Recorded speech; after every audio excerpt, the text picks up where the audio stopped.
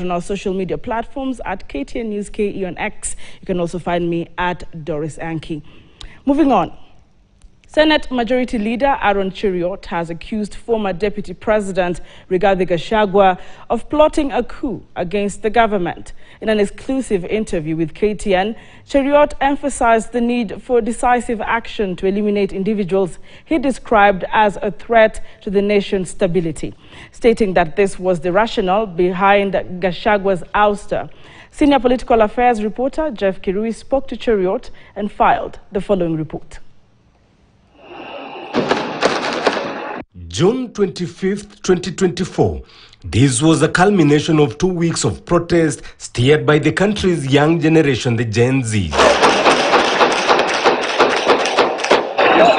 The movement was driven by mounting discontent over punitive taxes introduced in the Finance Bill 2024-2025. Tensions reached a breaking point with the dramatic invasion of Parliament. Many of the people that invaded and breached the parliamentary security, they were not the original protesters that had been coming to the streets. This was a totally different crowd, not the usual one that you had seen a week or two prior to that. This was an attempted coup.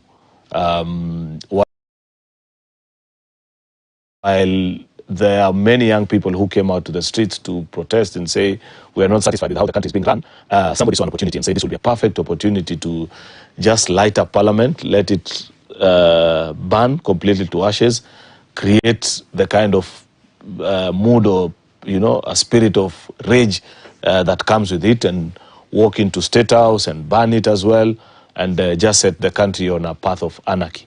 That was the design of those that wanted to achieve this, what they were calling a rundown on Parliament. But at the heart of the 25th of June events are allegations, accusations, and counter-accusations of political betrayal between the country's top in command, the president and his deputy. Sources within the inner circle of the presidency claim the government was being robbed from within, pointing an accusing finger at the embattled former deputy president Rigathi Gachagua. There was no way of escaping that accusation. It kept on playing at the back of people's minds that he had a hand to do with the things that happened. It's not coincidence that certain parts of the city were completely quiet, that are known to be very volatile. Kibera, Kawangware, Mathare. Then the good number of people that came here and those that breached came from, say, a place like Kayole, Dandora, Kiambu Road, parts of Ngong. There is a certain outlay, if you understand the political dynamics of a country, that pointed out that this was orchestrated from a certain quarter to achieve certain means. On the evening of June 25th, President William Ruto addressed the nation from State House, Nairobi, in a bid to restore calm. I hereby put on notice the planners, financiers, orchestrators, and abettors of violence and anarchy that the security infrastructure established to protect our republic and its sovereignty will be deployed to secure the country and restore normalcy. The simmering political rift between the president and his deputy once again played out the following day on June 26th.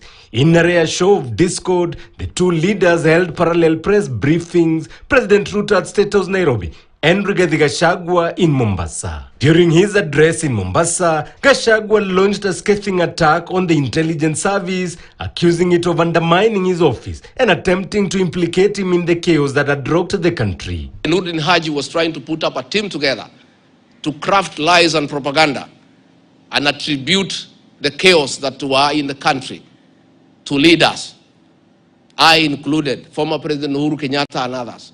Yet it is very clear, and the president has admitted, that these protests were caused by the anger of the people of Kenya.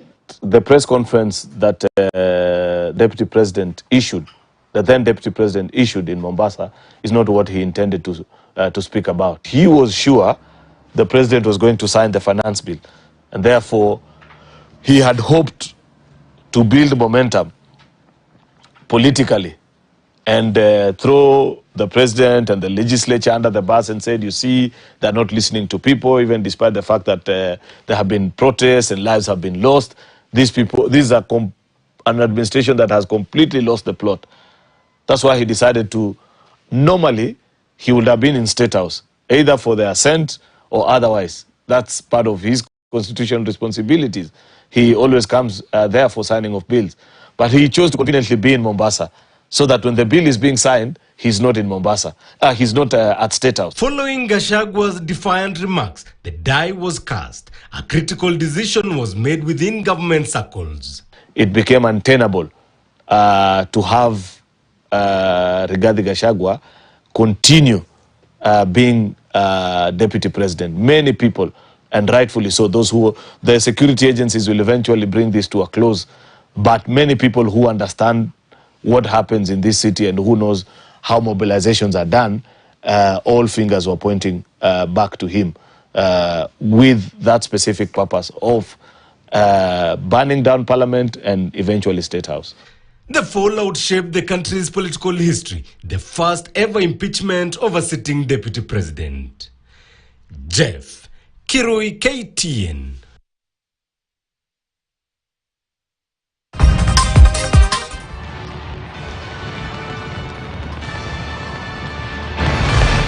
Sydney